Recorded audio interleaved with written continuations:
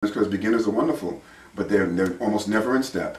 Yeah. You know, so you kind of have to watch out for them. You look out for them. Let's say you don't watch out for them. But we all learned. We all learned. We all learned that way too. Yeah. And there's certain times when I go to certain clubs or certain roller rinks, and the crowd is mostly beginners, I always have fun, but it's never the same as when there's a whole room full of experienced skaters. No, it's not the same. It's never the same. Yeah, it's not the same. Yeah. When you have a whole room of experienced skaters, you can just let go. Absolutely. Because you know that they pay attention and you pay attention. Yeah.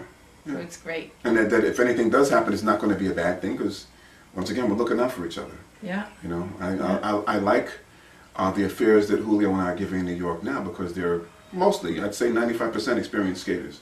So it's a wonderful feeling. Yeah. You know, it's kind of like when you have two teenagers and they get to be 18 and 19, and you can finally go out and not have to worry about them anymore and let them go out. I remember that. It's that kind of feeling. Yeah, you know? I remember that. Sure. Yeah.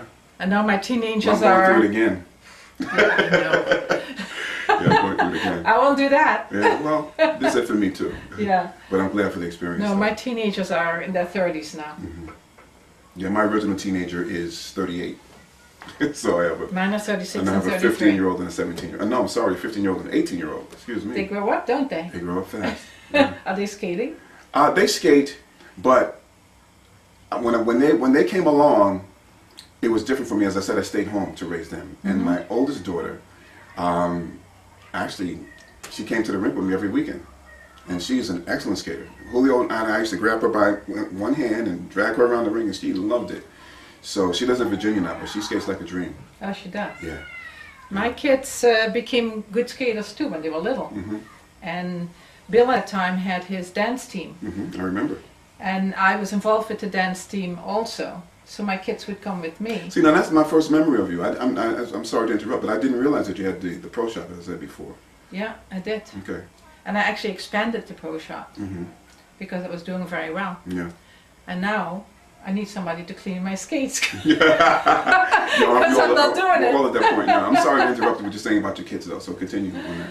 No, they became really nice skaters. And then, of course, they stopped. But when my daughter did a little session at the last part of the Roxy, she put on her skates and there she was, skating around.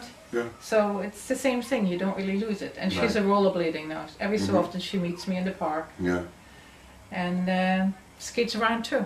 See, that's another aspect of the roller skating thing that I really enjoy, and I appreciate the fact that you can do it with your family. Now, we both got finished saying that we did it with our children when they were younger, and now we can do it with them as adults. And it's something you really can share. There's not really a generation gap. Yeah, you can share it. Yeah. And it's wonderful to share, especially now in the park. My daughter lives in the city. Yeah. So if I go to the park, this is a meeting point.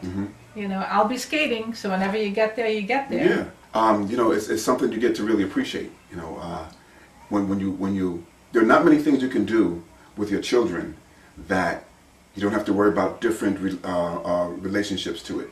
You know, everybody has the same relationship with roller skating. Yeah. Yeah. You know. And that brings me back. I'm also a walker. I do a lot of walking.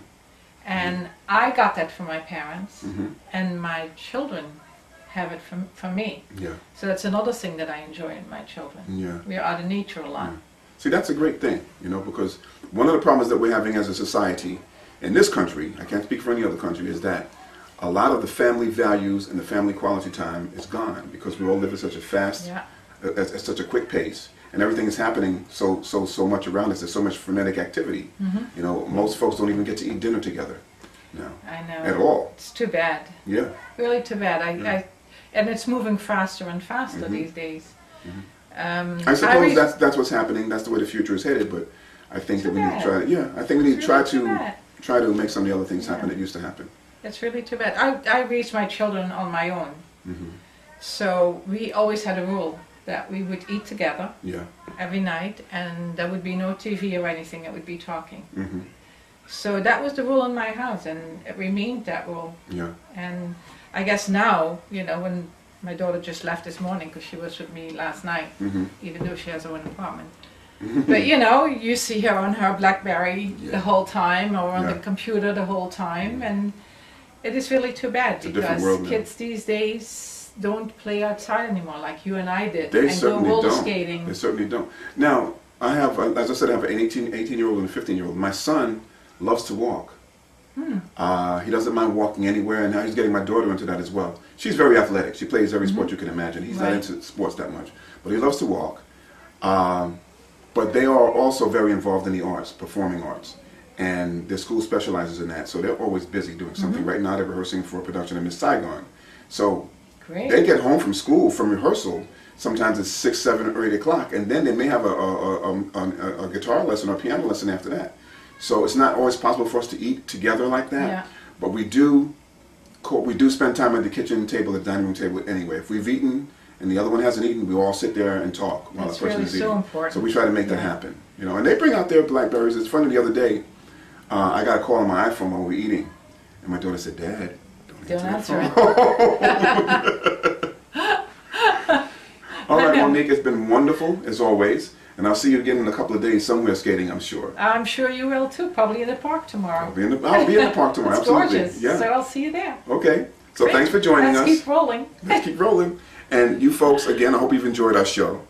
And smooth rolling forever. See you next time.